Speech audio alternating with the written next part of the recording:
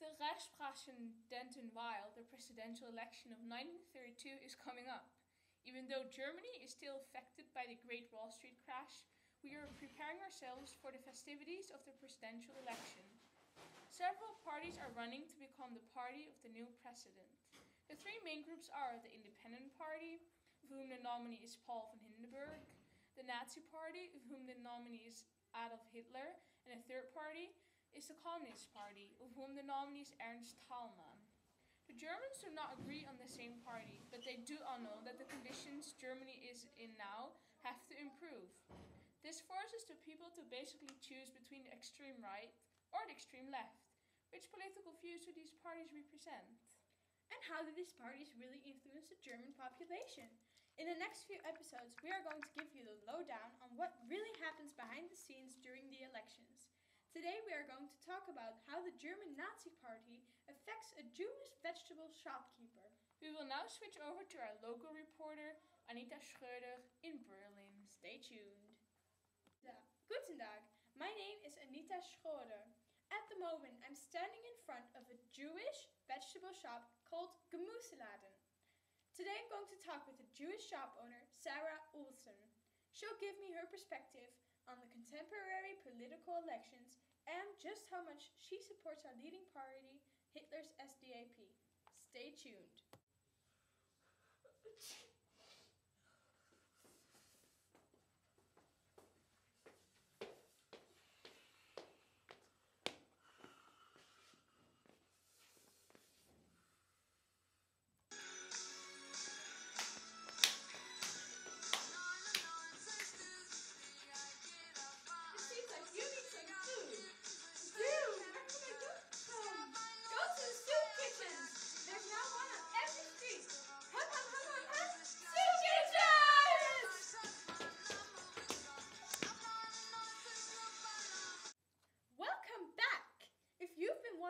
You would know that I'm standing in front of the local Jewish vegetable shop in Berlin called Gemüseladen.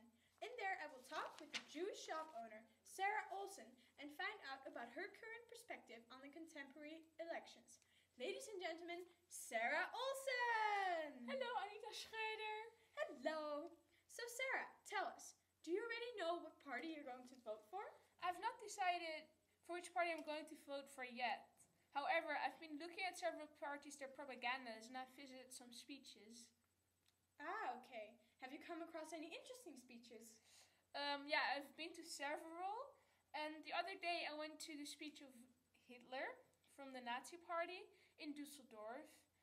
And because everyone kept telling me he's such a great orator and I really should go to him and watch him speak, when I came there, I wasn't very fond of him, to be honest. Okay. Can you maybe explain why you weren't fond of him or what he said that would turn you off? He was very disrespectful to to different races and especially about the Jews. I thought this was unacceptable and I left before he even was halfway. So I know for sure I will not vote for Hitler. Okay, but you must be considering some other parties. Can you tell us which ones? I would like to see a party that doesn't change the social situation in Germany too much. So no radical changes. Yeah. But I do want a party that's going to take care of the economical problems, a party that can fix inflation. Okay, yeah, I understand. And what measures have you been affected by the economical crisis actually? People spend less money on vegetables, and especially the more expensive vegetables are less bought nowadays.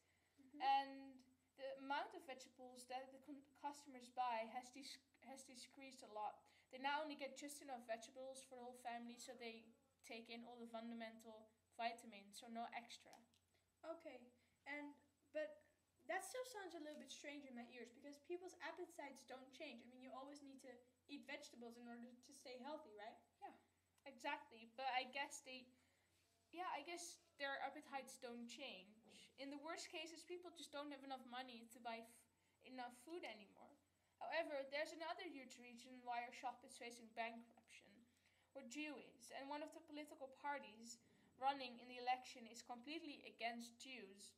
People supporting this party don't want anything to do with us anymore. They think we're cruel, that we're the reason our economy is breaking down. They're really influenced by the party's thoughts and what they think of us as being another race. Yeah. I assume that you're referring to Hitler's party again. Yeah, well, yeah. He thinks he's already won the election. That's how he's acting. And apparently it gives people the idea that he has confidence and know what he's doing. Yeah. You sound quite negative about the Nazi party. And is this only because he's against Jews, or is it also because of other reasons? I think that he's potential, but he's not respecting other races. So in what way do you actually notice the party's influence? Yeah, children at school, they're treated differently by other parents and by their classmates. Sometimes teachers make them sit in the back. Really? Yeah. And my husband has to be careful walking on the street or at his job for the customers or for anything else that he doesn't tell them his nationality, because then it's not bad that he says that, but then they pull his face. Yeah. And sometimes a face or expression means more than 1,000 words. Yeah, true.